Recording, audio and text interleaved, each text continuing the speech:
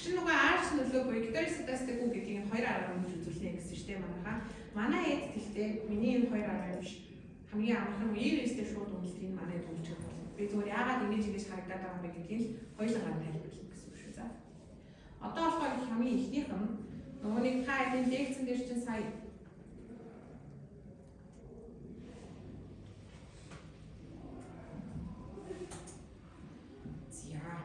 арч нөлөөг шалгах нь гэдэг энэ байсан зөв манайхаа арч нөлөөг шалгах нь гэдэг. За тэгвэл арч нөлөөг шалгах нь гэдэгтэй хэдүүлээ юу хийх ёстой вэ гэхлээр энэ хэсэгчээ зүгээр хамгийн бага квадратын аргаар үнэлж. Зөв. Теслагаа л үнэлж гэсэн хамгийн бага квадратын аргаар. За хамгийн бага квадратын аргаар үнэлж. Systematic equation Tesla дундчдаг ингээд баг. Тайлбарлаж үзсэн шугасаа байхгүй. Зөв манайхаа. Тийм. Ингэнгүүт бид нар зүгээр энэ загвар мэдээж үнэлэгдээд гараад ирж байгаа. Энэ үнэлэгдээд гараад ирэнгүүт хэдүүлээ юу хийх ёстой вэ гэхлээрээ энэ санамсаргүй алдаг буюу хэлбэцэн шокийн утгуудыг ялгаж авах ёстой.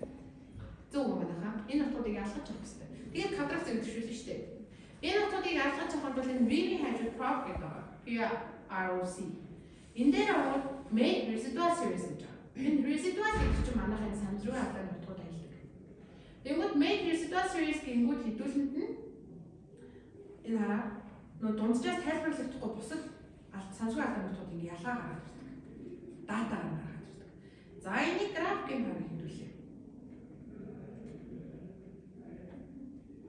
За лайнер. Тэгвэл яаж юм манайхаа угаасаа энэ нөгөө нэг тэлбэлсэн тогтмол биш барай доктортой биш байна. Зөв үү манайхаа дундч ч өөр болж барай зөв доктортой биш юм байна. За тэгвэл энийг одоо хэдүүлээ яах вэ гэх юм бол квадрат зэрэг төвшүүлнэ. Квадрат зэрэг төвшүүлж байгаа яг өмнөх нэг үеийн хоцроглоос их хамааралтай гэдгээр регресс уншуулж байгаа лямбда 1 гэдгийг гаргаж ирэх хэрэгтэй. Тэр лямбда 1 чинь тэлтэй тэнцүү юм уу тгээс ялгаатай юм уу гэдэг үнэлнэ. Зөв үү манайхаа.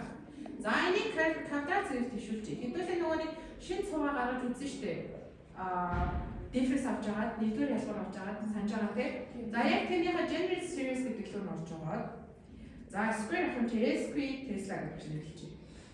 Тэнцүү Tesla-аас биш. Одоо нөгөө reset дээр аав шүү дээ. Зөв манайхаа. Хэдүүлээ гэх нь reset нь болохоор reset 0.1 гэж гараад ирсэн байна. Энийхээ квадрат зэрэг гэх нь Excel-ээр квадрат зэрэг төвшүүлдэг шүү дээ. Яг тэрнтэй адилхан төвшүүлж байгаа гэсэн. За ингээд гараад ирэнгүүт бид нар чинь квадратыг төвшүүлсэн утгаар гарч. Энэ яагаад квадратыг төвшүүлж байгаа? Нөө сөрөг шавхуудаа бүгдийг нэрэг болгож байгаа хэлбэлцийн питамин илүү нарийн гаргаж ирж байгаа гэсэн. Одоо ингээд граф руугаа хараад байгаа нөгөө нэг юу чийлүүлсэн лээ. Тэнгүүд бүгд эрэг болчихж байгаа. Зөв байна уу манайхаа? Бүгд эрэг болчихж байгаа. Бүгд эрэг болгонгууд хараа 2022 оны дунд өндөр нэг хэлбэлцэл. Тийм байгааз бид нар тэрийг салгаж өгч байгаа гэсэн. 2024 онд нэг өндөр хэлбэлцэл. За энэ ковидын дараах үе гэдэг хэлбэлцлүүд ороод ирсэн байна гэсэн. Одоо хэдүүлээ энийг үнэлнэ. Энийг сая квадрат төвшүүлсэн шүү дээ. Тэнгүүд энэ дээр одоо хэдүүлээ яг нэг үеийн хоцролтын үеийн өнөөдртэй хэрхэн нөлөөдөг байгаа юм бэ гэдэг гаргаж ирж байгаа гэсэн. За энэ хэдүүлээ пипрог орж байгаа, systematic equation орж байгаа. Хамгийн бага квадратын аргаар үнэлж юм чинь. Энэ болохоор хэдүүлээ квадрат зэрэг төвшүүлснээр үнэлж байгаа юм чинь шинэ нөгөө нэг гаргаж ирсэн юугаа бичнэ гэсэн. Зөв манайхаа. Ихтэй өөрөө байгаад тэнгүүдээ эн чинь өөрөө нэг үеийн хоцроглоосоос хэрхэн хамаатай юм бэ гэдэг энэ регресс үнэлж байгаа. Тийм байгаас манайхаа энэ регресс үнэлж байгаа. Энэ регресс үнэлээ гараад ирэнгүүт бид нэр дараах загвар үнэлээ гараад ирж байгаа. Энэ загварын үнэлэг чинь энэ л ямд утга. Тийм ээ манайхаа. Яг өмнөх нэг үеийн хоцроглын нэмэгдэнгүүт энэ утга дээр нэг ийм нэгж нэмэгддэг юм байна. Тэгвэл энийг харахаар тгээс ямар ялгаатай байна. Энэ арч нөлөө байна. Ктэрситастик юм байна гэж үзсэн. Энэ ингэж шалгаж байгаа. За тэгвэл энэ болохоор яагаад ингэж шалгаж байгаа юм бэ гэдгийг үзсэн. Тэгвэл хэдүүлээ энэ лекцч хамгийн сүүлийн 2 юм дээр EBS дээр арч хашиг хэрхэн үнэлгээ байгаа юм байна. Тэгвэл арч нөлөөг илүү хэлбэрээр шалгаж болж байгаа. Одоо гэрээ даалгалт манай эдгээр энүүгээр үнэлж болно. Багшийн заавал энүүгээр үнэлэх шаардлагагүй гэсэн. Зөв. За тэгвэл энэ үнэлгээг нь хэлбэрээр яаж хийх вэ? Энэ дээр болохоор манайхаа энэ нөгөө нэг ресидуал утгуудаас салгаж авах ямар ч шаардлага байхгүй. Анхны энэ Tesla гэдэг дээр ажил. Одоо одоо нөгөө квадрацыг төшөөлээгүй, резидуалыг салгаж аваагүй анхны бүр оруулсан Тесла дээр ажиллана. За тэрийг яаж ажиллах вэ гэх юм бол хэдүүлээ шууд R-ыг бичнэ. Тесла нэг үеийн хоцрогдлоос хамаарлаа гэж биччихэ. Тийм байгаа. Өчигдрийн нэг үеийн хамаарлаас өнөөдөр хэрхэн нөлөөлж байгаа юм гэдгийг бичиж үнэлчихэ. Ингээ үнэлэнгүүд энэ загвар гараад ирнэ. Энэ загварыг гаргаад ирэнгүүд энэ виглүг орно. Виглүг оронгуудаа энэ residual diagnostics гэдэг байна. Энийх нь heterostatistics тест гэдэг байна. Энэ дээр дараагууд энэ тест type-ийн H гэдгийг сонгох. H нөлөөлөл байгаа юу гэдгийг сонгож байгаа. Манай H нөлөөлж угаасаа нэг үеийн хоцрогдлын утгыг авч байгаа учраас энэ лагийн утгыг солих шаардлагатай байна. Ингээд бохоо дарчих юм бол ийм тест гарна. Шинэ лесийн дундор хэлсэн шүү дээ. Энэ тестний эхний таамаглал нь юу гэдэг гэсэн юм? Гетеро биш гэдэг таамаглал. Зөв үү манайха? Гетеростатик биш шүү гэдэг таамаглал. Тэгвэл энэ няцаагдж байна уу?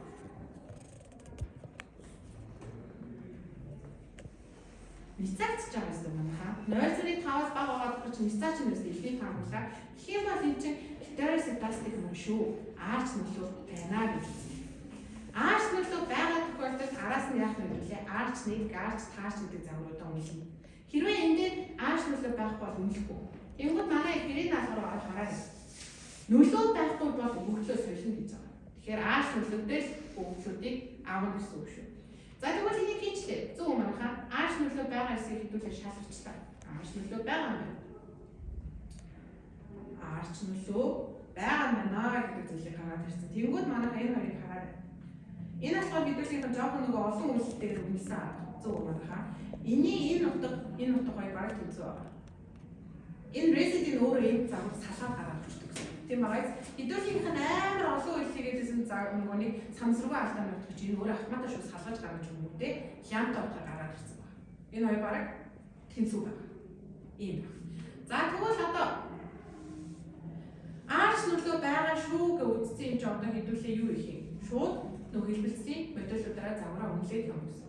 Одоо ингээд тиймсүүдээ харах юм бол манайха энэ дээр бүгдийг чинь ингээд дараалал бичиж өгсөн байна. Хаашаа ороод хаашаа явах вэ гэдэг. За эхлээд хэдүүлээ арч нөлөө үнэлье. Арч 1 гэдэг загвар үнэлье гэсэн. Нэг үеийн хоцрогдолтой загвар. За арч 1 загварыг үнэлэхэд бол хэдүүлээ юу хийх ёстой вэ гэхээр quick estimation руу орно та. Яг саяны нөгөө анхныхаа бичиж R загвар үнэлж гэсэн. Асах нэг C гэдэг. Нэг үеийн хоцрогдол өнөөдөр хэрхэн нөлөөлж байгаа вэ гэдгийг бичиж гэсэн. Тэгэнгүүтээ метод руугаа оронгууд энэ дээр арч гэдэг байна. Тийм ааш манайха нөлөөгөө шалгацсан. Арч дээрээ дараагаар бид нар энэ мэдээллийг гаргаж байна. Тэгмүүд одоо ингээд харах юм бол манайха энэ арч 1, арч 1 гэдэг нь энэ дээр бичигдэх тоо хэлээд байгаа. Order гэдэг дээр бичигдэх. Тэгэхээр хэдүүлээ арч 1-ийг үнэлж байгаа юм чинь арч гэдгээ тэг болгочихно гэсэн. Тэг болгочихно. За ингэнгүүтээ options гэдэг лүгөө оронгуудаа энэ pre-sample variance гэдэг байгаа. Энийг нь болохоор unconditional parameter 1 гэдэг дээр байна. Хэдүүлэнгийнхэн бүх хэлбэлцлийн утгууд дээр дандаа энэ параметр утгууд нийлдэг тэмцүү unconditional байна гэдэг нь сонгож байна. Ингэнгүүт бид нар дараах загварыг arch 1-ийн үнэлээ гаргаж байгаа. Arch 1-ийн загварыг үнэлээ гаргаад ирэнгүүт бид нар юу харуулсан юм бэ гэхээр Tesla гэдгийн өөрийнхөө дундаж утгынхаа нөгөө нэг хэлбэл нэг үеийн хамгаалалтаас хэр хамгаалалтай гэх юм бол ач холбогдохгүй болчихсон. Тийм байж манайхаа ач холбогдол. Бидний яг давхар үнэлээд байгаа хэлбэлсэн нь болохоор яг энэ доор нь гарч ирж байгаа. Санамсаргүй алдааны нөгөө шокийн нэг үеийн өмнөх нөлөөлөл нь Tesla-гийн өнөөдрийнхөө хэлбэлцэлд хэрхэн нөлөөлт юм бэ гэх юм бол ач холбогдолтой гараад эерэг нөлөө үзүүлчихжээ. Тийм байна уу манайхаа? Ерөнхийдөө тэр хэлбэлцэл яг гэх шокийн нөлөө дараагийнхаа нэг үе 32 хувьтаагаар давхцдаг, үргэлжилдэг. Тийм байгаа санаа хэлбэлцэл үргэлжилдэг. Иймгүүтээ энэ олон загвараас сонгоход энэ 3 эвийг нэмээд хамгийн багыг сонгодог гэсэн. Зөв үү манайхаа? Хамгийн багыг сонгодог гэдэг нь энэ доотлол юм. Энэ 3-ыг. Тэр 3-ыг хооронд нэмээд хамгийн бага гэсэн загвар нь оновчтой загвар болдог. Ойлгомжтой юм манайхаа? Тэр 3-ыг нэмээд гэсэн. За арчаа үнэлчлээ. Одоо тэгвэл дараагийн юу үнэлэх хэвдүүлээ? Арч нөлөө арилгасан хэсгийг шалгах. За арч нөлөөг арилгасан хэсгийг яаж шалгах юм бэ гэж. За веб лого орлоо. Residual diagnostic-ийн адилхан орнуудаа ARCH LM тест гэдэг. Энийг зөв шүү дээ. Дахиад ARCH-ийн нөлөө байна уу гэдэггүй байхгүй гэдэг дээр дараагууд одоо манайх байхгүй болсон юм.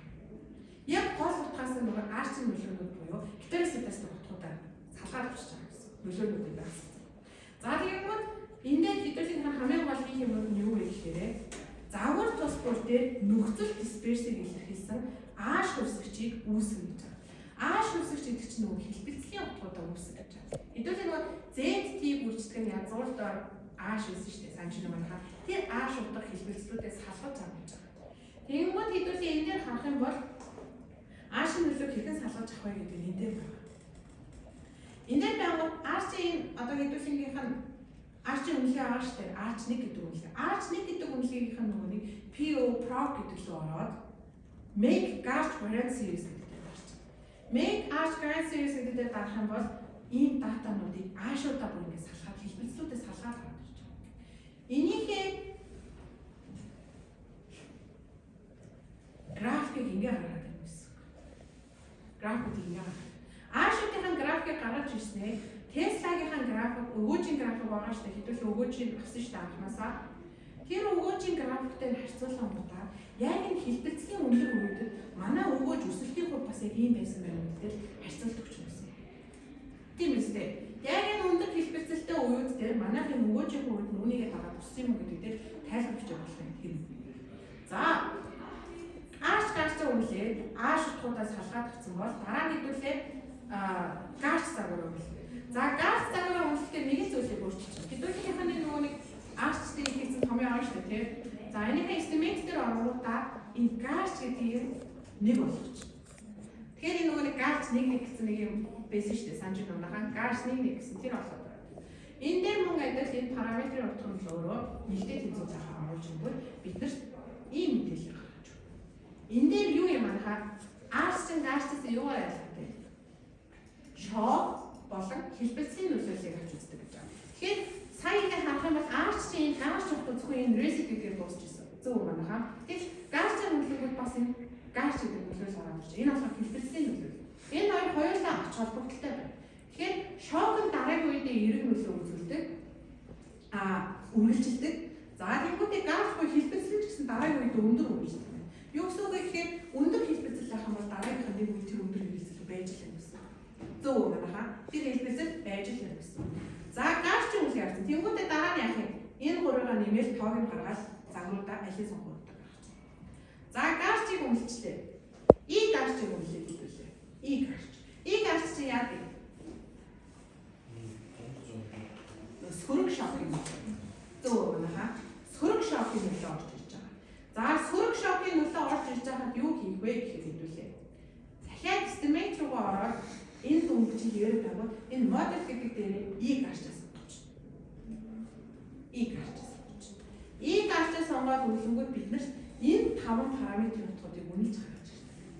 Ингэсэн шүү дээ. GARCH-аас нь GARCH ч өөрсдөө шокыг үнэлдэг, хэлбэлцлийг үнэлдэг, сөрөг шокын нөлөөллийг үнэлдэг. Яг энэ чинь дараалал. Энэ C5 гэдэг чинь манайхаа сөрөг шокын нөлөөллийн параметр утга гарч ирж байгаа. Энэ ач холбогдолтой энэ дүнгууд нь болохоор юу илэрхийлдэг вэ гэхээр энэ C6 нь болохоор эрэг шокын нөлөөллийг харуулад, C3 нь болохоор шокын нөлөөллийг харуулад, C4 нь болохоор нөгөө GARCH 1-ийн нөлөөллөөр хэлбэлцлийн нөлөөллийг харуулад, C5 сөрөг нөлөөллийг харуулгууд энэ ач холбогдолгүй байна. Тийм аа C5 ач холбогдолгүй сөрөг шокын нөлөө тийм их биш. Эрэг шок болон сөрөг шокууд яг адилхан л ингэж явдаг гэсэн үг. За тэр санааг хэлж байгаа. За хамгийн сүүлд нь таарчийг үнэлэх хэвдүүлээ. Таарчийг үнэлэхэд юу хийгдээд байгаа вэ гэхээр хэвдүүлээ. Сая гараг хэвдүүлээ таарчийг шинэ сайн анзаараагүй. Агшин хэвдүүлээ. Үгүй. Энэ дээр манайхаа алдаатай бичсэн юм шүү. Энэ модель GARCH биш шүү. Энэ ARCH болно шүү. Тэгэхээр яг вэ гэхээр сайн модель GARCH үнэлсэн шүү дээ. Энийг буцаагаад GARCH таарч болгонгуудаа энэ threshold гэдгийг нэг болгож. GARCH зөв манайхаа GARCH. Энийг үнэлээд ирэнгүүт бид нарт дараах мэдээллүүдийг үнэлээд гаргаж байгаа. Тэгэхээр GARCH-ийн нөлөөг үнэлж байгаа. Энэ хэсэг нь болохоор нөгөө сөрөг шок юм болж байгаа. Яг ийм ааштайгаа адилхан ач холбогдолгүй байгаа юм байна хаа. Ийм ааштайгаа адилхан ач холбогдолгүй угаасаа шөрөв шок нөлөө бараг байхгүй. Энэ болохоор шокийн нөлөө, энэ болохоор хэлбэлцлийн нөлөө, энэ болохоор сөрөг шокийн нөлөө. Ийм ааштай илүү амархан үлдэж байгаа. Ийм ааштай сая 5 параметр утга гарч ирсэн үлдээд байсан. 100 байна хаа. Энэ дээр болохоор хэдүүлээ 3 утга гаргаж ирээд тус-тусыг нь үйлчилж байгаа. Мөн адил эдрийг хооронд нэмээд хамгийн бага утгыг нь сонгочихж байгаа. Тэгээд зүг загвар болчихж байгаа. Ойлгомжтой. Асуух зүйл байна уу?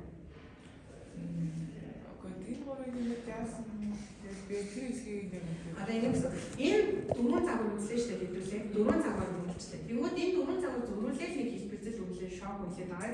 Яг нь арчиг хаялаа гэж бодлоо тийг арч, ийг арч, гаарч байгаа. Энэ гураас би түлхийг алийг сонгох юм бэ гэдгийг нь сүүлийн 3-ыг нэмэнгүүтээ хамгийн бага. Энэ 3-ыг зөвхөн нэмд Excel дээр ч юм уу тооны машинаар нэмэнгүүтээ хамгийн багыг сонгоо. Энэ манай яг зөв загвар байна гэсэн. Оновчтой загвар гэсэн. Ойлгомжтой байна хаа. За өөр асуух зүйл байна уу?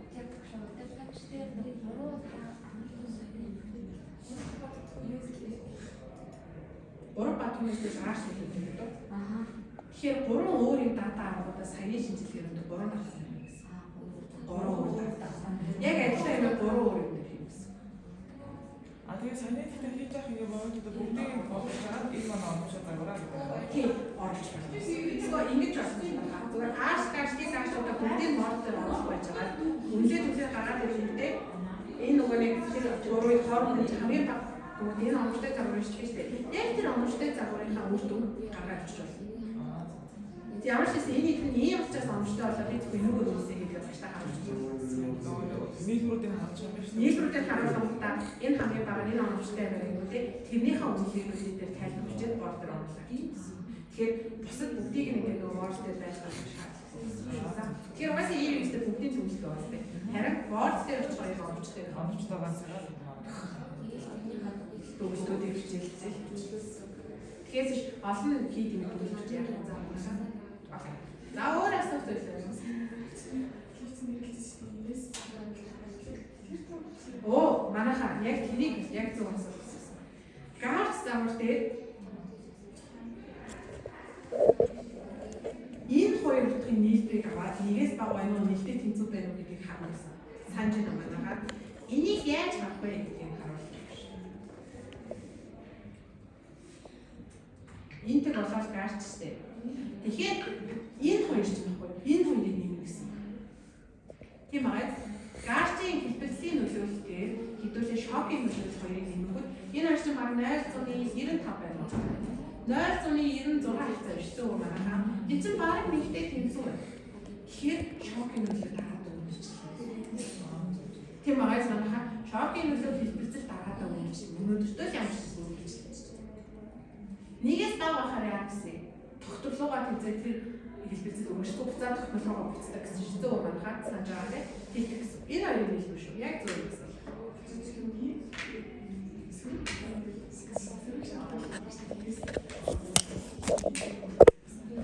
Тэгэхээр сөрөг шокийн юм гэдэг хамгийн гол нь нөгөө тоог хамж байгаа гарч байгаа. Тэнгүүд уртлын утга тгээс юм байна тгээс байгаа гэдэг харж байгаа. Тэрээс сөрөг байх юм сөрөг шокийн юм байна гэсэн. Эрэг байх юм эрэг шокийн юм байна. Тэгж тоо гарч байгаа. За өөр асуулт. За. Баярлалаа. Одоо тэгвэл өнөөдрийнхээ энэ ажлыг хийж эхлэе. Багш нэг 5 минутын дараагаас эхлээд